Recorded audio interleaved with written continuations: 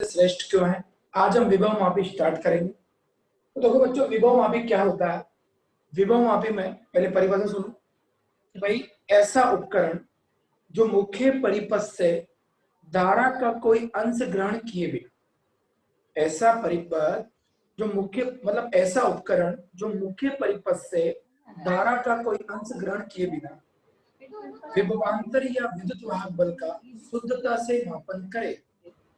वास्तव में ऐसा उपकरण जो मुख्य परिपथ से धारा का कोई अंश ग्रहण किए बिना विभवांतर या विद्युत वाहक बल का शुद्धता से मापन करे, तो ऐसे उपकरण को क्या कहते हैं बच्चों? विभव मापी। मैंने बताया था कि विभव मापी एक आदर्श वोल्टमीटर की भांति व्यवहार करता है जिसका प्रतिरोध कितना होता है बच्चों? अनंत। बताया था हमको। विभव मापी एक आदर्श वोल्टमीटर की भांति व्यवहार करता है जिसका प्रतिरोध कितना होता है? अनंत।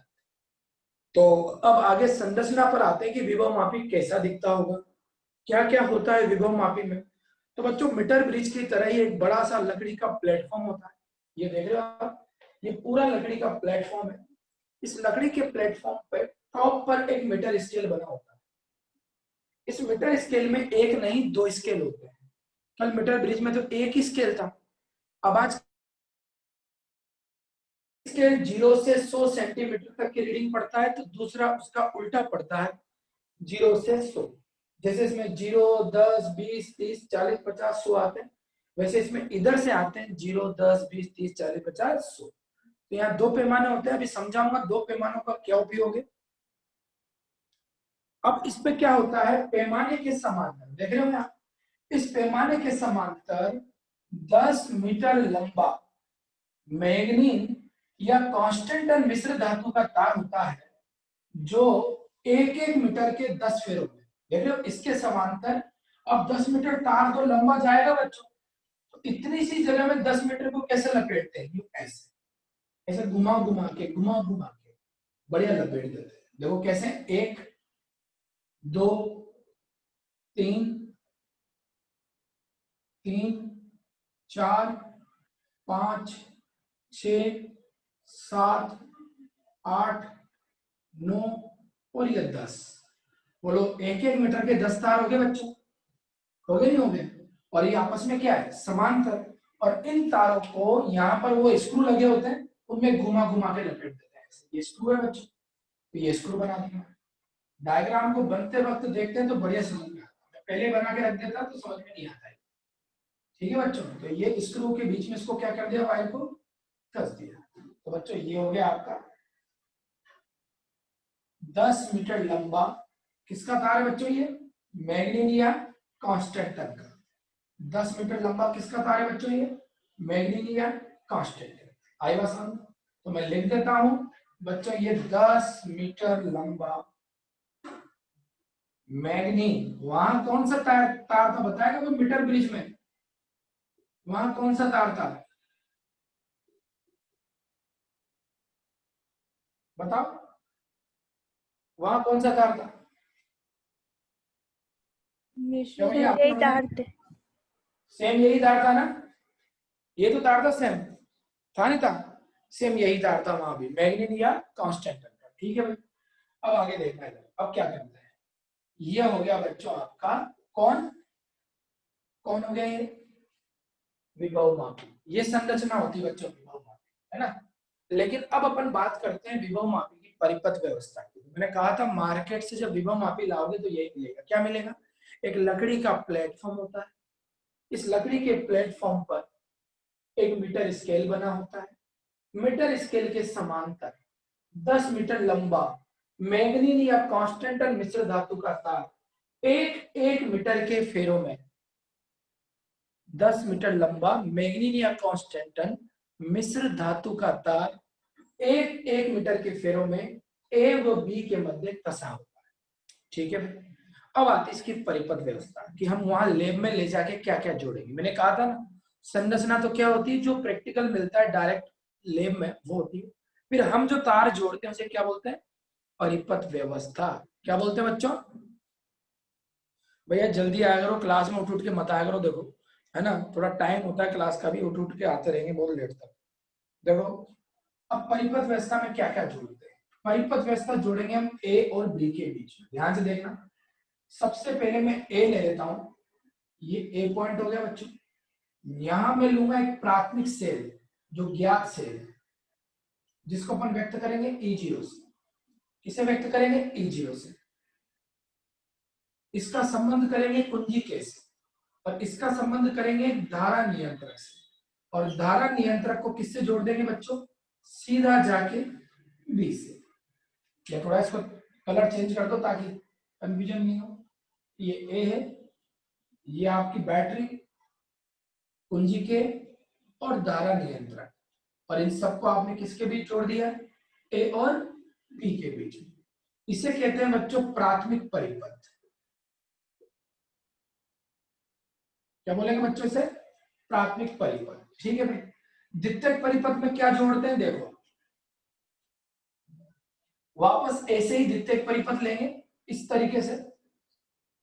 वो सेल लेंगे जिसका विद्युत वाहक बल हमें ज्ञात करना है, यानी अज्ञात सेल।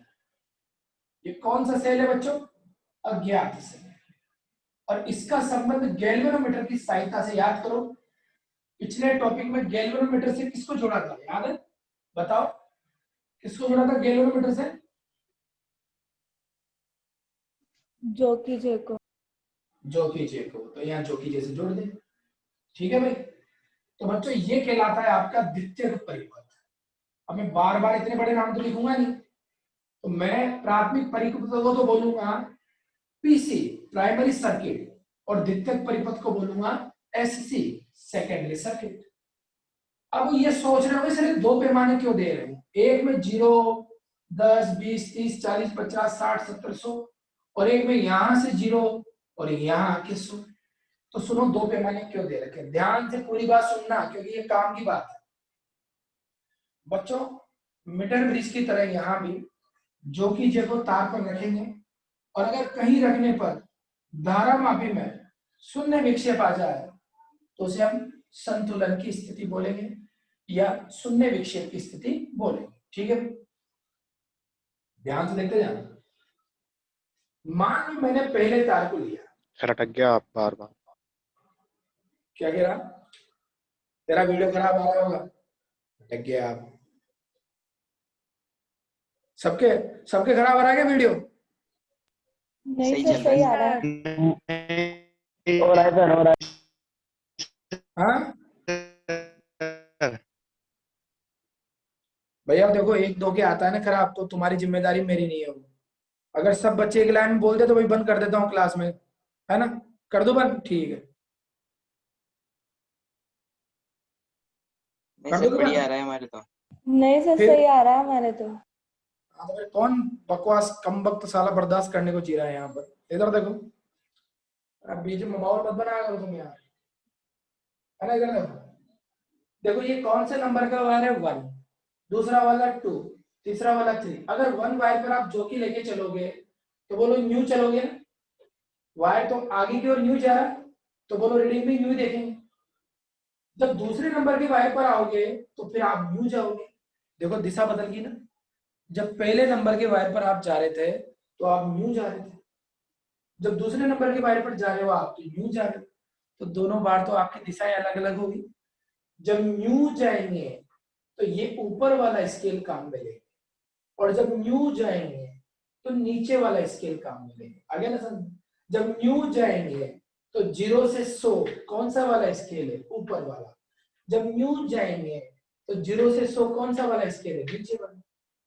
बोलो ध्यान से, 1, 3, 5, 7 और 9। बोलो इन वायर में हम न्यू जाएंगे नहीं जाएंगे? जाएंगे। बोलो विषम संख्या वाले वायर के लिए कौन सा वाला स्केल काम में लेंगे? ऊपर वाला या नीचे वाला? ऊपर वाला। ऊपर वाला। विषम संख्या के लिए हम ऊपर वाला स्केल काम में लेंगे। और देखो ये 2, ये 4 है ना, ये 6, ये 8 और ये 10। बताओ विषम संख्या सॉरी सम संख्या वायर के लिए कौन सा स्केल काम में लेंगे? नीचे वाला। कौन सा स्केल काम में लेंगे? नीचे वाला। तो बताओ ये है सम संख्या। तो ये गिन लेना बच्चों कि आप कौन से तार को जैसे मान लो जो की जे लगी हुई है, गिनो ये कौन सा तार है, 1 2 और 3, बोलो विषम संख्या वाला तार है। अब मान लो यहाँ पर रीडिंग आ रही है बच्चों 30, कितनी आ रही है 30, तो बताओ 100 200 और ये यहाँ जाके कितना हो गया 230, तो बताओ रीडिंग टोटल कितनी हुई, 30 हुई कि 230 हुई, बताओ। 230। रीडिंग का मान 230 हुआ ना, कैसे हुआ, क्योंकि 200 1 और 2, दो वायर का 200 सेंटीमीटर तो ये हो गया, फिर इसका 30, तो बोलो कौन से नंबर का वायर है, 3, 3 कौन सा होता है विषम, तो बोलो उसके सामने रीडिंग देखेंगे।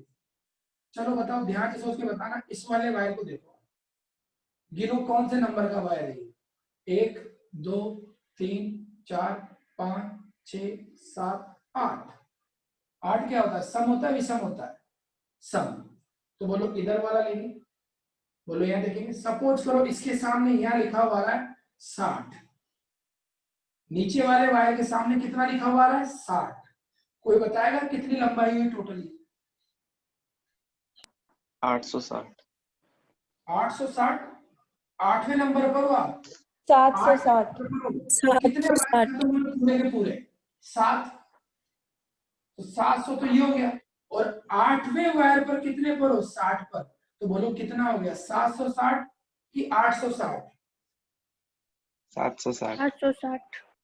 760 हुआ ना, कितना हो बच्चों 760, तो बच्चों यहाँ पर कितने लेंगे 760।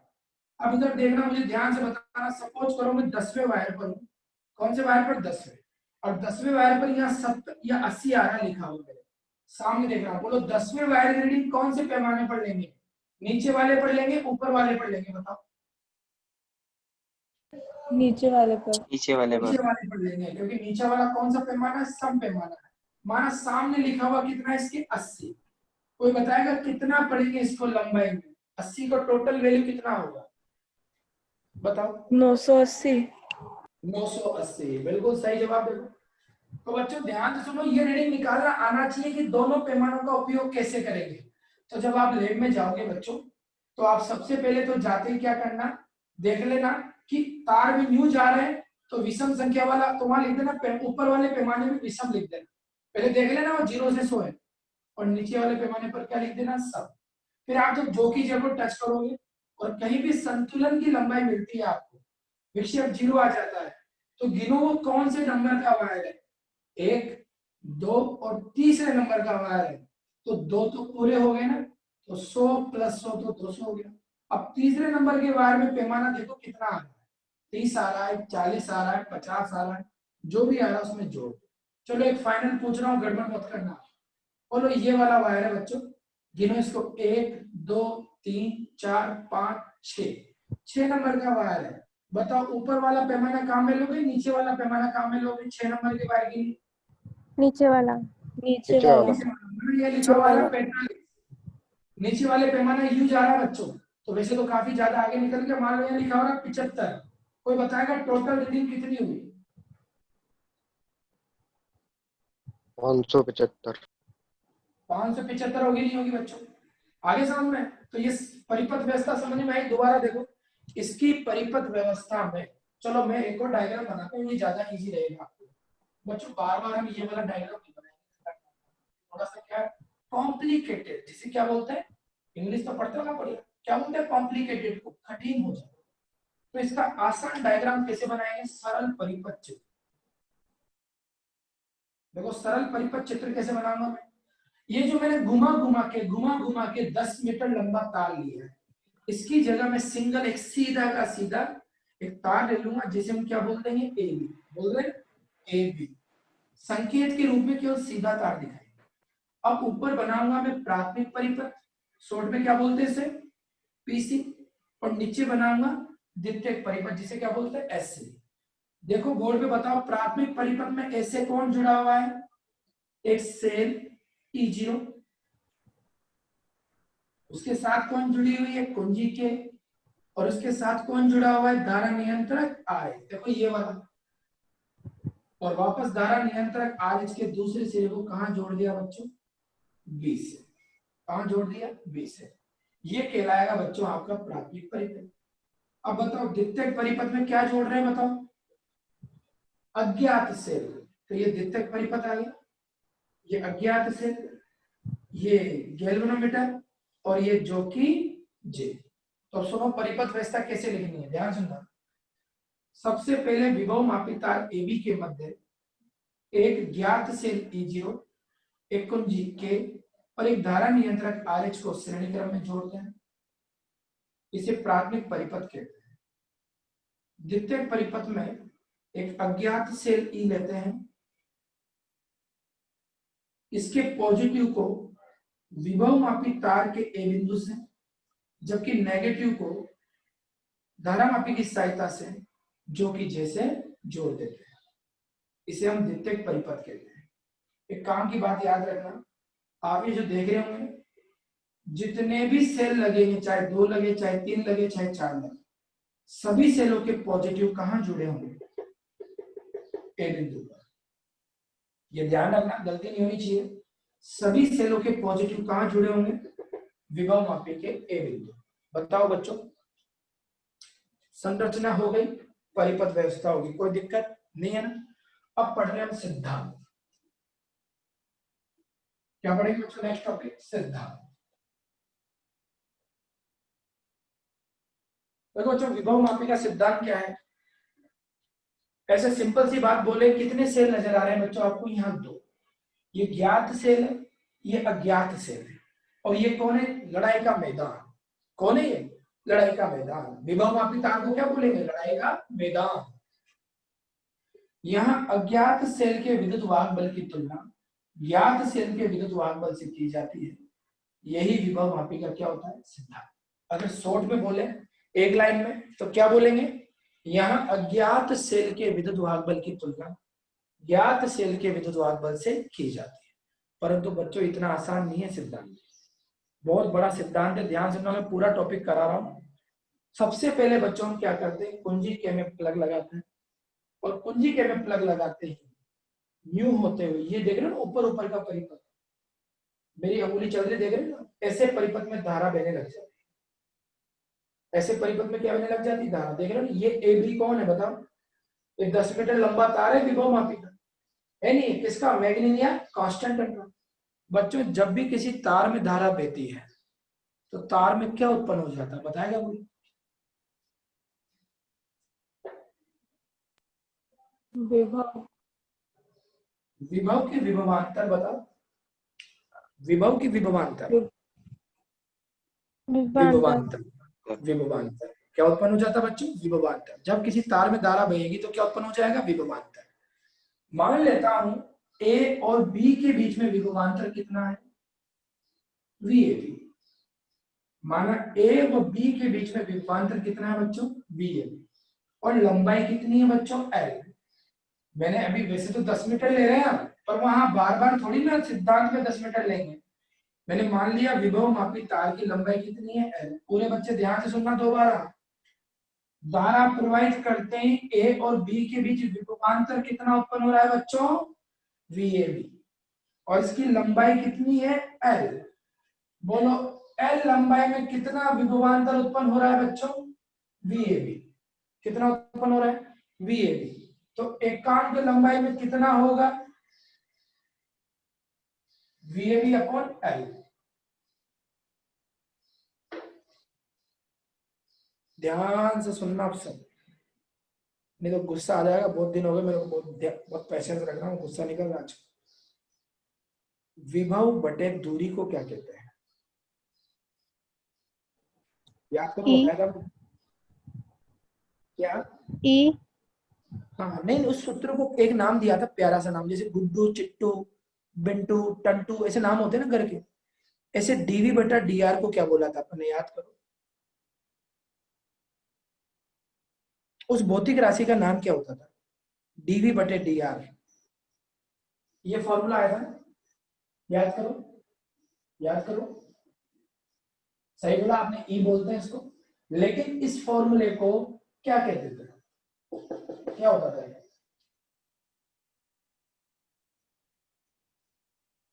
भूल गए क्या? नाम था इसका बढ़िया सा।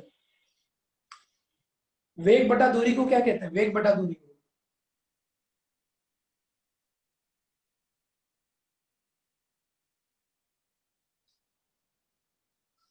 बताओ क्या कहते हैं, बताओ। बोलोगे तो ही बोलूंगा मैं, आज नहीं तो पढ़ा नहीं मैं इसके आगे। बताओ क्या कहते हैं। अरे वेग बटा दूरी को क्या कहते थे 11th वेग क्लास में? प्रवणता। तो त्वरण। वेग प्रवणता। तो यहाँ क्या बोलते थे इसको फिर? क्या बोलते थे बताओ? विभव प्रवणता। विभव प्रवणता। विभव प्रवणता। छोरियों जोर से बोला करो, है ना, आवाज नहीं आती तुम्हारी, है ना, बराबरी का हक है तो जोर से बोला करो, है ना, आवाज थोड़ा बुलंद आवाज में बोला करो, है ना। बोलो क्या बोलेंगे? विभव प्रवणता। बोलो क्या बोलते थे? विभव प्रवणता। बोलो एल लंबाई में कितना विभव पतन, विभव पतन भी बोल सकते हैं, विभवांतर भी बोल सकते हैं। बोलो एकांक एल लंबाई में कितना विभव पतन हो रहा है? वीएबी। तो एकांक लंबाई में उत्पन्न विभव पतन को ही क्या कहते हैं? विभव प्रवणता। क्या कहते हैं? विभव प्रवणता। बच्चों यहाँ किससे व्यक्त करेंगे? इससे, एक्स से। बोलो कितने आगे विभव प्रवणता? एक्स बराबर वीएबी बटे एल। बच्चों ये विभव प्रवणता कोई अलग से टॉपिक नहीं है, ये आपके सिद्धांत में ही चल रहा है। किसमें चल रहा है? ये सिद्धांत में भी। सिद्धांत बहुत बड़ा है ये, आज पूरा नहीं होगा, कल भी पढ़ेंगे इसको। दोबारा सुनो पहले क्या कह रहा हूं मैं। आपने यहाँ विभव मापी तार में क्या प्रवाहित की? धारा। धारा प्रवाहित करते क्या उत्पन्न हो गया? विभवांतर। विभवांतर को क्या बोलते हैं? पतन। बोलो एल लंबाई में कितना विभव पतन उत्पन्न हो रहा है? वीएबी। तो एकांक लंबाई में उत्पन्न विभव पतन को क्या बोलेंगे? वीएबी अपॉन एल। और इसे क्या बोलते हैं बच्चों? विभव प्रवणता। पढ़ा है मैंने पहले आपको ये वाला फॉर्मूला, मैंने कहा था इसे विभव प्रवणता कहते हैं, जिसका मान किसके बराबर है? विद्युत क्षेत्र के बराबर। याद आ गया? बोला मात्रक क्या बनेगा इसका? मात्रक बनाए वोल्ट पर मीटर। क्या बनेगा बच्चों? वोल्ट पर मीटर। मान लेता हूं, माना विभव मापी तार का प्रतिरोध कितना है?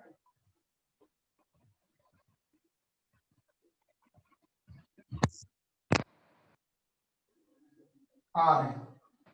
तब कोई बताएगा विभव मापी तार का प्रतिरोध आर है, इसमें आई धारा बह रही है, तो बोलो ओम जी का नियम क्या लगेगा यहाँ पर? तब बोलो क्या लग गया? ये भी बराबर आई आर। समीकरण 1 और समीकरण 2 से बताओ क्या आ गया?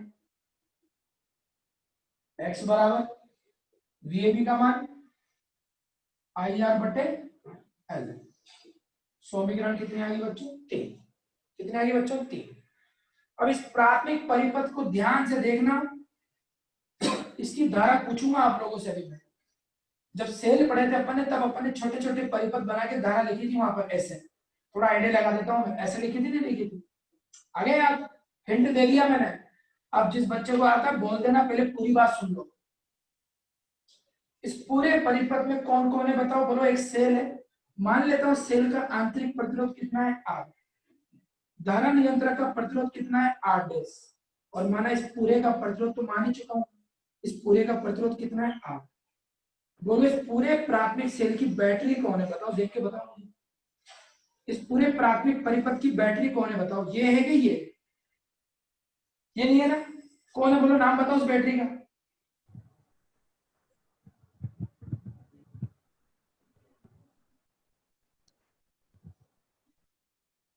बच्चों दोबारा सुनो, प्राथमिक परिपथ की बैटरी का नाम बताओ।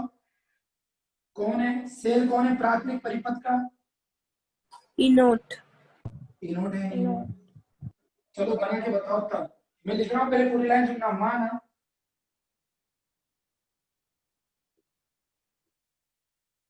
सेल E0 का आंतरिक प्रतिरोध R है तथा धारा नियंत्रक का प्रतिरोध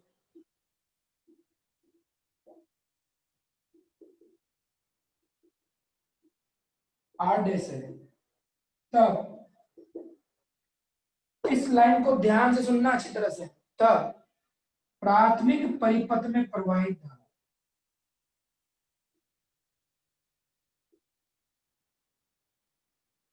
प्रवाहित धारा कौन बताएगा क्या बनेगी? आई बराबर E naught upon capital R dash plus R. बस बस यही आएगा, और भी आएगा कुछ। देखो ना कितने प्रतिरोध इस प्राथमिक परिपथ में जो श्रेणी क्रम में जुड़ रहे हैं सारे, R plus R dash plus R. बच्चों आंतरिक प्रतिरोध भी तो लेंगे बैटरी का, इसका कितना है आर डैश, और इस विभव मापी तार का भी तो प्रतिरोध लेंगे, कितना है वो आर। तीनों कौन से क्रम में जुड़ गए, श्रेणी क्रम में। तो R plus R dash plus R, बोलो आ गया नहीं आ गया, आ गया। समीकरण कितनी आ गई, 4। रख दो मान, समीकरण नंबर किससे, 3 व 4 से, 3 व 4 से। बोलो 3 और 4 में जाएंगे तो बोलो क्या बन गया, x बराबर, बोलो कितना आ गया i अपॉन एल, ये as it is, sorry r upon L, तो ये i का मान कितना है, e not upon capital R plus r dash plus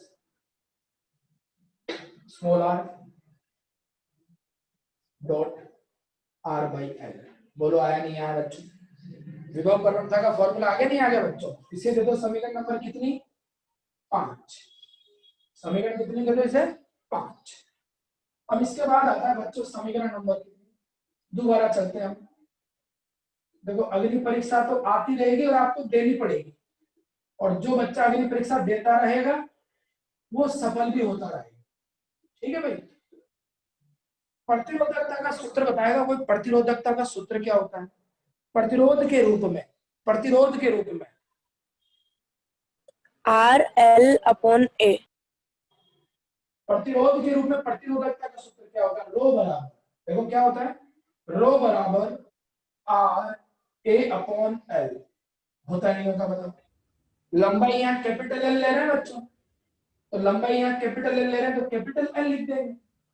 बोलो आर बटा एल को हटाना है मुझे, तो आर बटा एल को हटाऊंगा यहाँ पर, तो बोलो क्या बनेगा, आर बटा एल की जगह आर बाई एल को यही रहने दिया और ए को कहां भेज दिया, नीचे, तो बोलो कितना आ गया, रो अपॉन ए।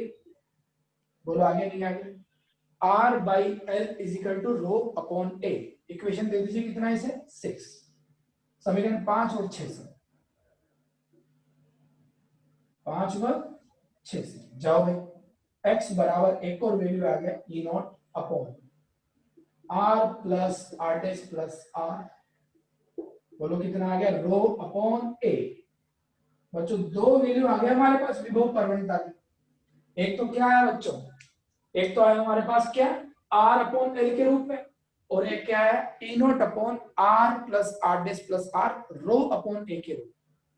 ये दोनों वैल्यू संभाल के रखना, इसके बाद कल आगे डिस्कस करेंगे हम, पहले दोबारा सुन लो। सिद्धांत क्या है, किसी ज्ञात सेल के विद्युत वाहक बल की तुलना, ये कौन सा सेल है, ज्ञात सेल, ज्ञात सेल के विद्युत वाहक बल की तुलना किससे करनी है, अज्ञात सेल से। दोनों सेलों की तुलना कराने के लिए पूरा टॉपिक, पूरा चक्रव्यूह बनाया हमने।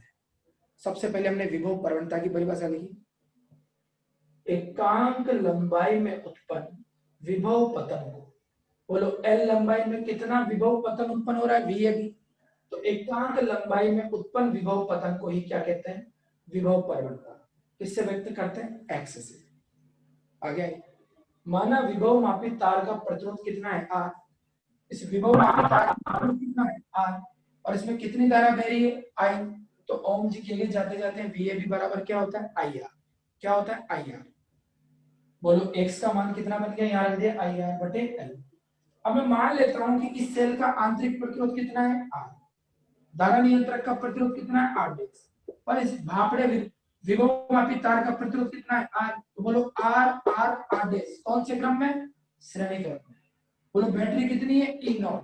तो बोलो ओम जी के नियम से धारा क्या बनेगी, वोल्टता बटे कुल प्रतिरोध।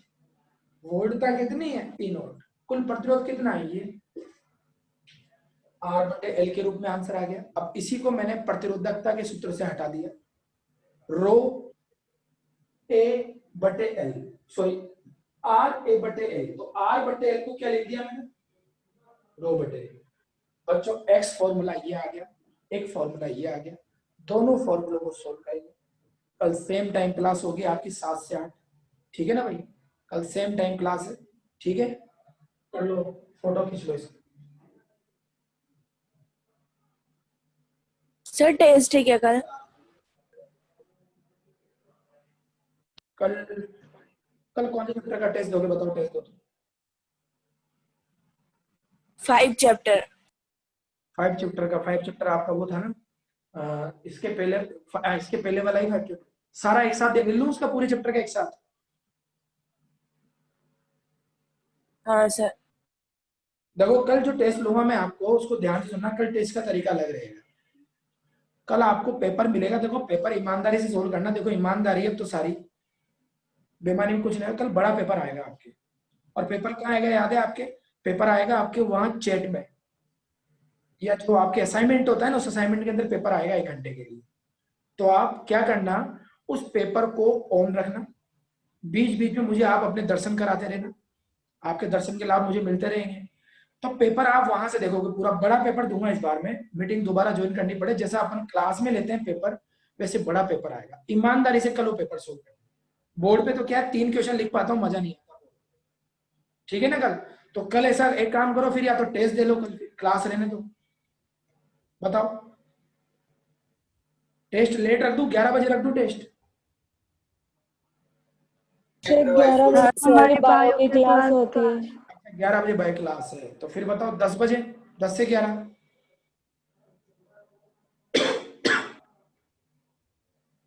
12 बजे के बाद। 12 बजे रख दूं टेस्ट? टेस्ट तो देते नहीं है, सूख लो सालो, दिमाग मत खराब करो, अभी थप्पड़ रख दूंगा एक दो। एक ने कितना टेस्ट दिया देखे, बताना मुझे, देखे एक बार। सजेशन तो ऐसे देंगे 12 बजे रख दो ना सर, 10 बजे रख दो ना, टेस्ट तो एक तो देते नहीं हो तुम लोग, है ना भैया? टेस्ट दे लेना, 12 बजे रख दूंगा टेस्ट, मुझे कोई दिक्कत नहीं है।